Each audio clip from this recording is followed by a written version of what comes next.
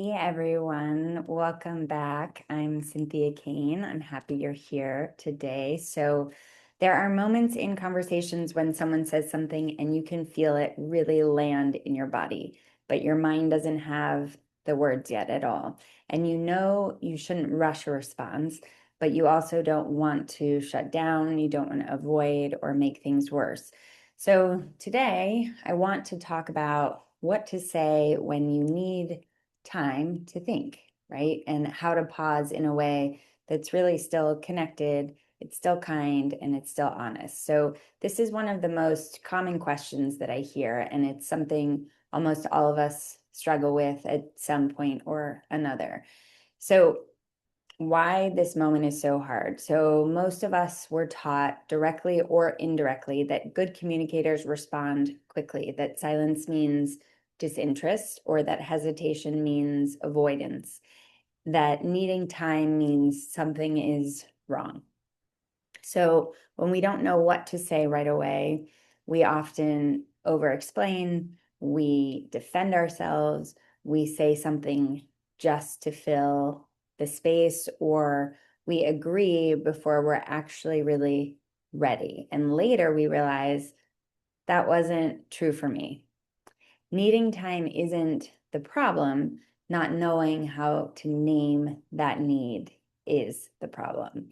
So, how do we reframe this? Basically, a pause is still communication. One of the most important things to remember is this: a pause doesn't mean you've stopped communicating, it means you're choosing in that moment how to communicate, how you want to show up.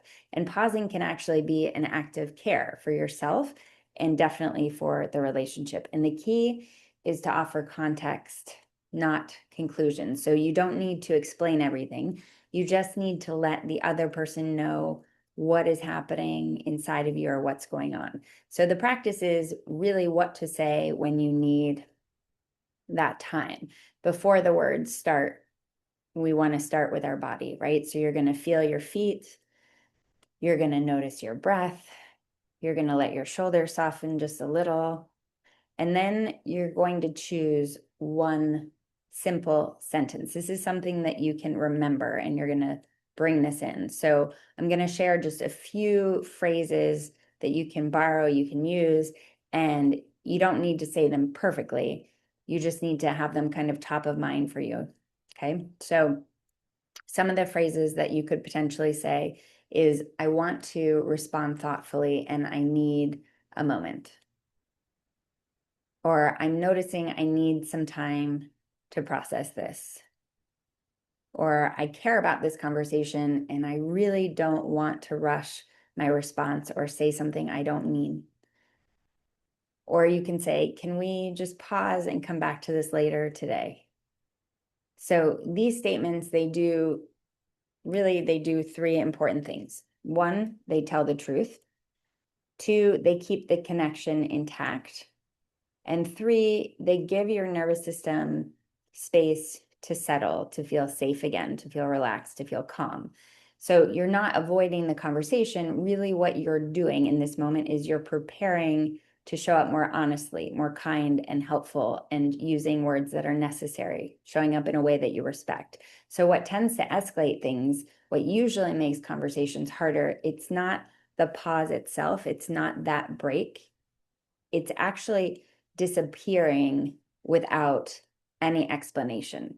So whether it's forcing words before you're ready or reacting from that place of overwhelm instead of responding from a place of clarity, a few grounded words in that moment can really prevent a lot of repair later on. So just a gentle reminder, you don't have to, you know, have clarity before you pause. You don't need to have clarity before you pause.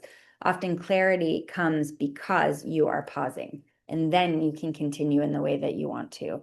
And learning how to name that pause is part of mindful communication.